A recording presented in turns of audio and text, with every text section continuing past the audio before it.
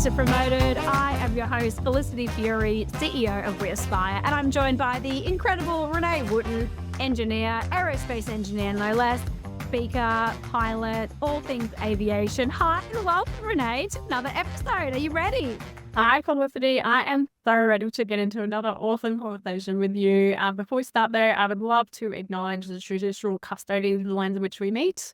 And I'm going to do that in language today. Nagambi Bagilanjana, Nayang Renee Wooten, Jayabul Guli, Narayang Nalamanyang Nai, Namamarunga, Nalawalunga, which is greetings and how are you all? My name is Renee Wooten, and I acknowledge that I am gathered on the lands of the Jayabul people. And I'm speaking to you in Dharawal. Felicity, where are you calling in from today? Wanya, which is hello and welcome in Gubbi Gubbi language. I'm on the beautiful Sunshine Coast, and I feel like that's a bit of a goal now, Renee, to learn more language so I could do an acknowledgement in language. But I'm super grateful for the tens of thousands of years of culture that I'm standing on the shoulders of. It's so beautiful here up in the Sunshine Coast. That's why we moved here, and really grateful that they've kept this land beautiful so that we can all enjoy it. And I also want to acknowledge, we talk about leadership here. We're talking about getting promoted.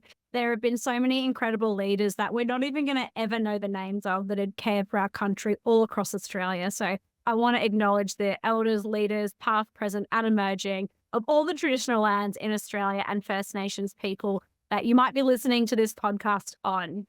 So I've got another incredible question, Renee. The DMs coming in thick and fast. So shout out and acknowledgement to people who have been sending us messages. I feel like we've got a backlog at the moment, which is fantastic to work through. And today is another juicy one. So please keep them coming. We love hearing from you and we love your feedback. Renee, what question have we got from our audience today?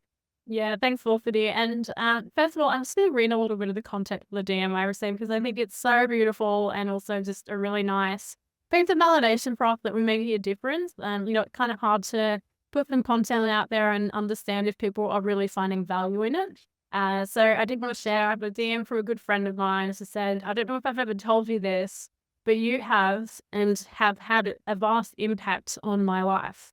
Watching you do so much and work so hard towards your passions is incredibly motivating and inspiring. She then goes on to say, so far I have loved what you've covered with Felicity. The transition from team member to leader and how to navigate that is great. Also the strengths and weaknesses and passions, total mindset shift for me. But what I would really love to know more about is how do you stay so motivated to continue working hard? And when or if you get tired or life gets a lot? Where do we begin, Felicity? Wow. I can absolutely relate to all of this. I'd like to start to you first, Felicity. So tell me, how do you continue to stay so motivated in your work? I feel like at the moment my motivations are really high, and it's not always like that, I have to say. And there are absolutely phases that I go through. I think personally for me, I am literally obsessed with We Aspire, and I feel like it is my life's work. And I don't say that lightly. I feel like I'm doing the thing that I'm meant to be doing. I have no idea how it's going to work out, where this business is going to go, but I know I love working with people, helping them make that transition from a technical role into a first-time leader role. And we get to work with people in infrastructure and construction. So, I'm a civil engineer by training. I love building stuff. I love creating the world around me. And so I love being able to get to work with people like Brisbane Airport is an example. It's one of our fantastic clients. And making the airport happen is pretty freaking cool. Or we're working with John Holland and they've got some people working on Gold Coast Light Rail. And I was at the Gold Coast the other weekend and I was going, I'm helping support people that are building like that really cool piece of infrastructure over there. So that's very rewarding. And so it's very personal in that sense. And there's certainly been times where I haven't been motivated. So for me at the moment, just in this, season that I'm in right now in life, I actually have to be careful with that too, because I'm so motivated. I do not want to sleep. I want to work till crazy hours. Last week I had 3 or 4 nights where I was working to 10 p.m. And then the last 2 days I've gone to bed. Literally I went to bed at 7:30 last night, fell asleep at 7:30 next to my 2 children. The night before I went to bed at 8:30 because I was tired. So I have to be actually super careful because I'm so ridiculously excited about working on this that I have to stop myself. So the moment right now, motivation is high. And in the past, it also hasn't been like that. I've worked in roles which have been super dull and super boring. but it's what I've needed to do in my life at that moment. So, for example, I was working on a role that was at a university and it wasn't very challenging for me. And I really struggled with that because I am someone who is really driven and sets big goals and wants to achieve things. But that role at the time was something that I needed to do to actually have something that was not super challenging because I was also building a business on the side. So I needed a day job that I could do, that I could handle, also had a small child. So that was another factor for me as well. So that was a different season of my life where I was building something on the side. I had a young family and he was having also multiple operations and medical things. So my day job made sense, but it really kind of grated on me because I didn't want to have something that, what do I want to say? Like, I feel like was not a match for who I identify myself with. And sometimes that kind of came up for me. So in that time, it was very hard to stay motivated in that job. And what got me through was having that big goal and that bigger picture, that thing that I'm working towards and acknowledging that things take time. So how about for you, Renee? Does that, I don't know, did I answer your question there? I feel like there was a few tangents that I went on. Yeah, absolutely. And I think that, what is obvious in what you're saying is that it's really unique and dependent on where you're at in your life. And what I can draw from my own experience is that, your life is a continuous iteration. You've gone from, being single to being married to then having kids and to now building your own incredible business. And you've been building businesses throughout all of that anyway. But, I think what's important to point out here is that motivation fluctuates, your goals fluctuate, and it is continuously changing. And so, like any human, no, our motivation is not always there. And it really does depend on where you're at in your life. And I think we've both been highly susceptible to burnout. Felicity, I think back to, and I can still remember the day we were sitting down at the cafe. So many times, Renee. I'm like, which one are you going to say? Just times have been like at a cafe having breakfast, and I'm like, what am I doing with my life? I'm so which time? No, which day? And I hope you're okay with me sharing this. Yeah, go for it. Yeah. Felicity and I were sitting down, and around that same time, I think I was going through some motivation challenges as well. I was in a relationship I probably shouldn't have been in. I probably knew deep down that I shouldn't have been there, but and so we were talking about that, and you were talking about being a first-time mom and just the complexity of running a business and doing speaking in Sydney and having to commute and not only working for somebody else while running your own business and speaking and being a parent. It was exhausting for you, right? And your motivation was waning. You were fatigued and you were really emotional at that point. And I've absolutely been there too. I think back to when I went through my university studies, I think I had glandular fever, pneumonia, and some really big illnesses once a year, every year around the same time of year, because I was at absolute burnout and I just did not know how to look after myself and manage my motivations, and manage the expectations I had for myself. So, I think that the way in which we have both managed our motivation and maintained consistency to work hard is understanding ourselves so inherently well now, which it took a decade or more probably for me to get to that point. But it took these lessons of burnout and of realizing that, hey, I need to listen to my intuition in this situation. I need to make sure that I'm getting enough sleep. Otherwise, I'm going to get sick. I need to make sure I keep working out. Otherwise, I'm not going to be happy in myself. My fiance, Alex, has this really funny saying, which is go to the gym to lift the heavy ball to get rid of the sad voice in your head. like, did you lift that? Do you feel happier now? And I'm like, when I come back from the gym, and I'm like, yes, it's how we can go. So it's real true that, you need to understand what makes you happy. You need to understand how much sleep you need so that you're not hitting that point of burnout. And the only way to keep working hard and achieving things is to be in line and aligned with what you're doing in your life. So, positive you talking about building a business that you're slowly trying to build, then it's hard to go to sleep. Like, that is dream. If anybody can make a job something they're so passionate about, this is where the motivation to work hard and relentlessly or consistently keep working hard every years comes from. Yeah.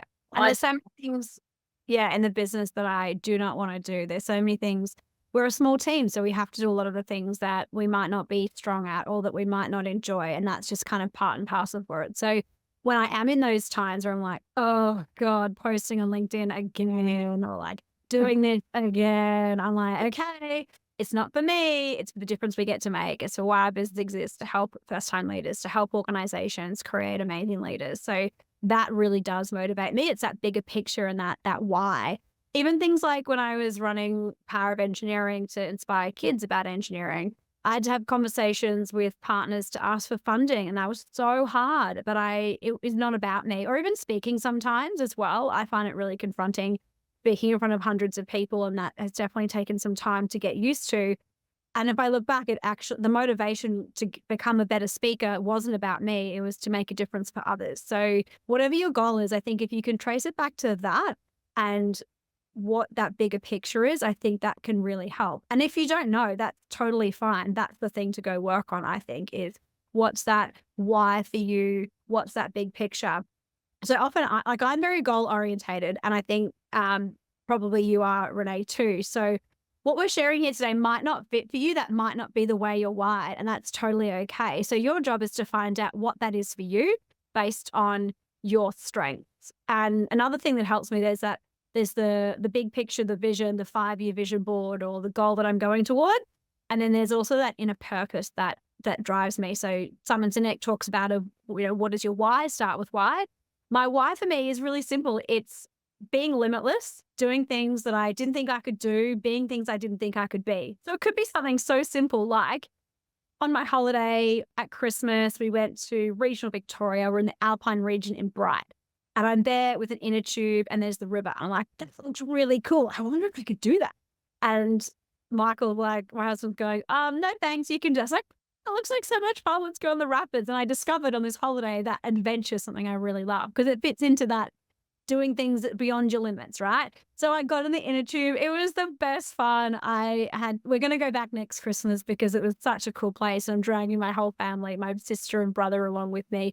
And my brother doesn't know this yet. So Ned, if you're listening to the podcast, I'll be convincing you in the next few weeks. I've already got Amelia on board to go because I had that limitless, that adventure sense. So it could be something simple like that. It doesn't have to be that you know your goal. It's just what's that purpose that you're living. So what do you think, Renee? Yeah, I completely agree with you. And I think if I think back to my why, everything that I do with my time in terms of work, education, nonprofit stuff, no matter what I intentionally do with my time around those kind of pillars, they're always linked intrinsically back to my why. My why is advancing the aerospace industry. So I want the best technology for our country. I want the best ideas brought forward. I want the most diverse workforce because I know that having a diverse workforce leads to the best ideas. I want to inspire young people because intrinsically in my upbringing, I know that had a profound impact on my course of life, on my direction, because I had people showing me what options were available to me.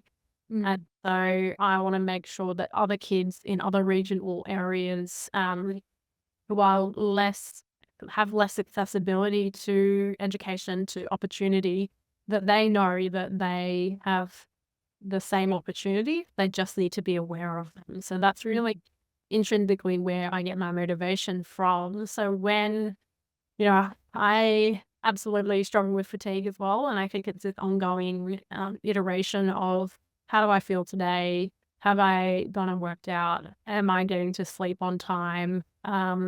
Because I know that I operate my absolute best when I'm getting like 8 hours sleep per night. Like every day the dream for me because psychologically I know I slept well, but equally I've also slept well. So I think prioritizing fitness and sleep for me is like a game changer. And it just means that I can keep contributing to my why every day at like the most optimum way. And then as soon as like 2 weeks ago, Felicity, you and I actually hit pause on recording because I did.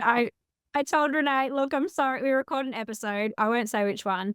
And I was like, Renee, I think we got to call it. We can't do any more today. I felt so bad saying, but I was like, optimum performance. And I'm glad you're smiling and nodding along. No, I'm so grateful you did that for me. And I knew I wasn't well and I knew I was fatigued quite heavily, but I still thought I was okay to turn up. But what did you see, Felicity? Yeah, I felt like you were just not firing on all cylinders and it just wasn't the same Renee. And it was, you were still great and amazing. And it was like that like last 1% where I was like, I know that you're better. And I felt like such a bad friend to go, Oh, well, what a great friend to call out and say, hey, you don't look great. You don't sound great. Maybe we try again in another week.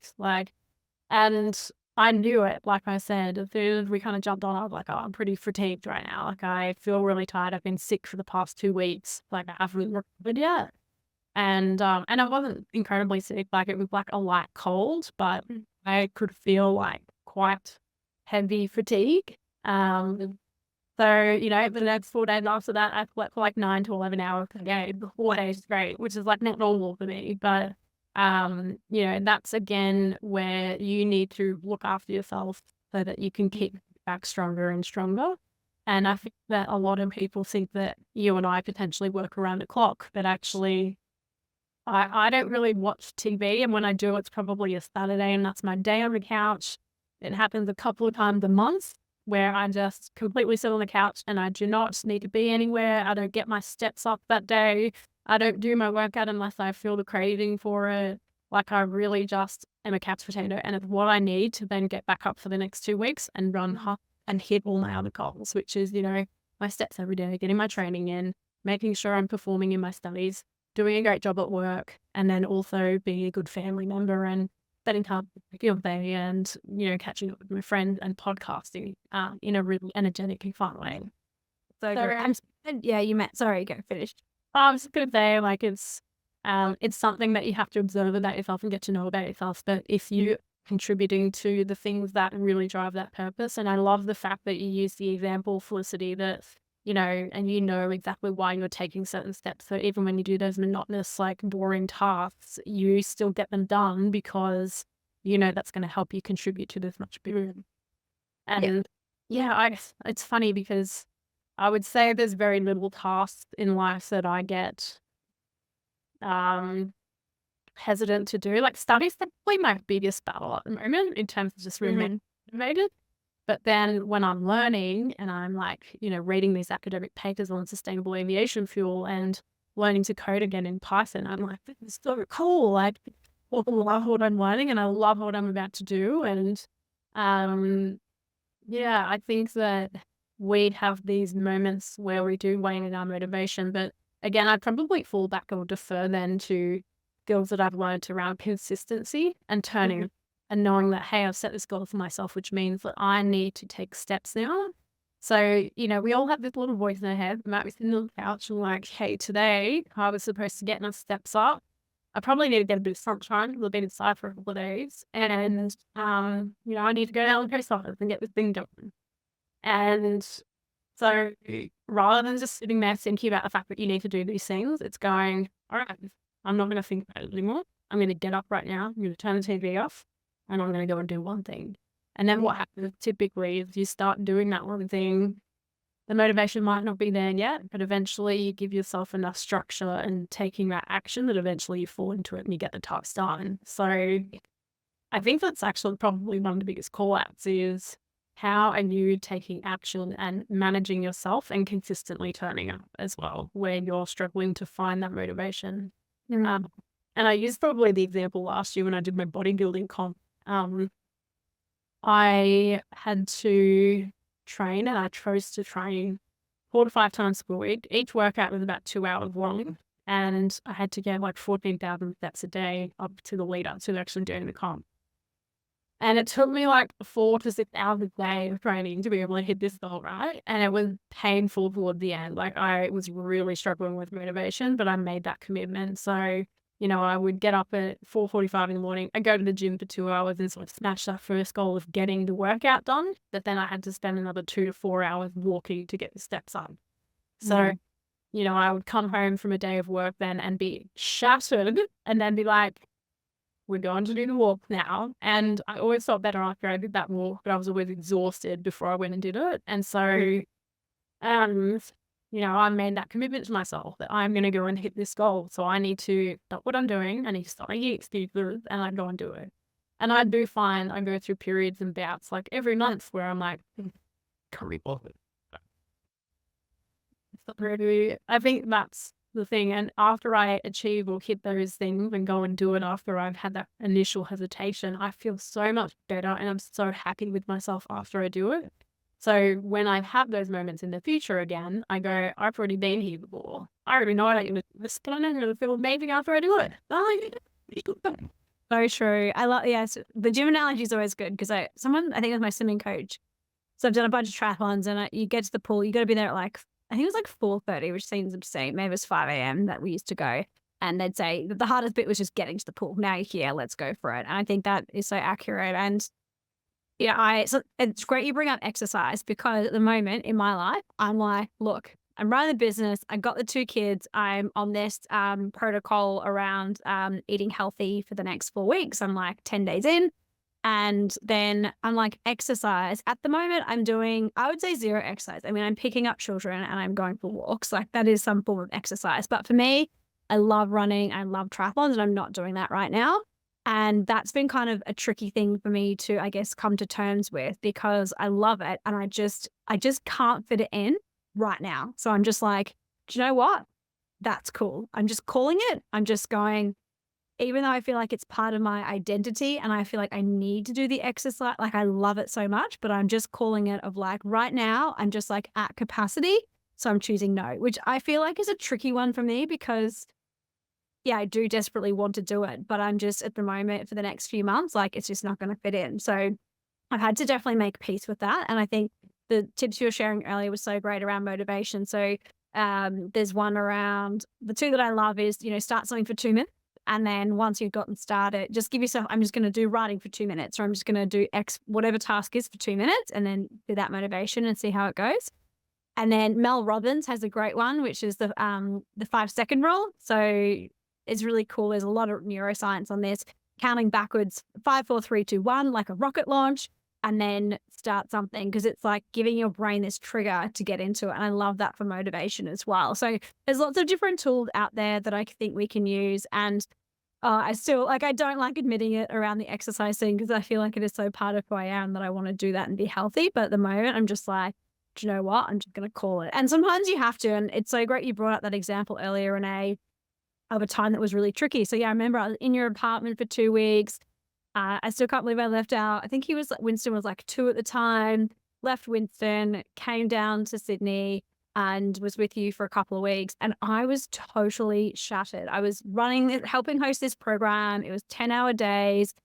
And it was like I had a breakdown during it. I don't know if you remember, Renee, but I had to go to the organizers and I was just like, I cannot handle this. Like, I'm sorry. Like, I know you're pay me to be here as a facilitator, and halfway through the program, I was like, mentally, I am stuffed. Like, I don't know what it is. And at the time I was trying to get pregnant again with our second. I was, running the business in some form, working basically a full-time job, plus doing speaking, plus everything else. And it was just like, my body was like, cannot handle it. And I remember I've had this conversation multiple times because I've had multiple burnouts happen. I was in our, it was something like 10 p.m. at night.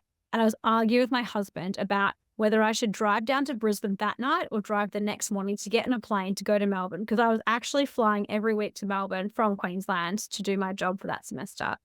And he was like, you are crazy. You can't go. You are way too tired and you're so burnt out. And I was arguing, like, I have to go. Like, I have to turn up to my job. And he's like, you literally cannot go. Like, it's this stupid argument. And that's how I know that I'm really burnt out. It's like when my brain does not think and does not work, that's when I know I've got to take a step back.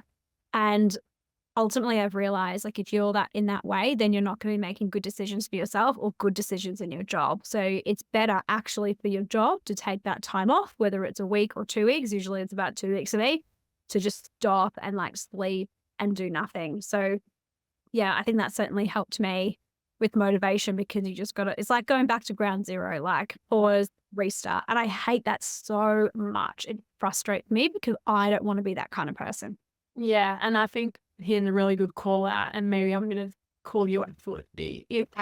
You don't want to get to that point where you just need to 100%. Totally agree. Yeah. Yeah. right. So, and this is something you and I have both learned over the time in reaching burnout.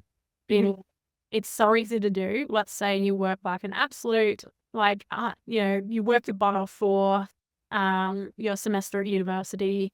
You get to the end of it, and I don't know about you, but typically every exam period, everyone gets super sick straight after it. Like, you go home to your parents or to family for a 2 or 4 week break, and you would just be sick for half of that because you've just like absolutely spent yourself.